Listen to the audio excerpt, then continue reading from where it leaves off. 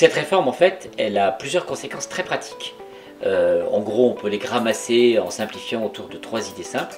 La première, elle a pour conséquence de donner des obligations sociales nouvelles aux entreprises.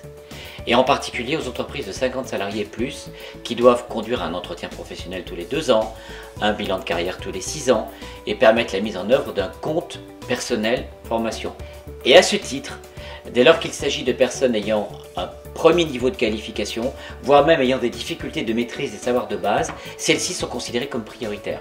Deuxième partie de la réforme qui touche tout ce qui s'appelle le financement de la formation professionnelle, où en gros, une partie importante des ressources est destinée désormais au financement des demandeurs d'emploi, donc il y a eu un transfert des ressources des formations pour les salariés vers les formations pour les demandeurs d'emploi. Et puis un troisième élément de la réforme qui s'ajoute à ces deux premiers, qui est plus largement de flécher les ressources pour des formations dites qualifiantes, c'est-à-dire qui permet aux personnes d'obtenir un diplôme, un titre professionnel, un certificat de qualification professionnelle.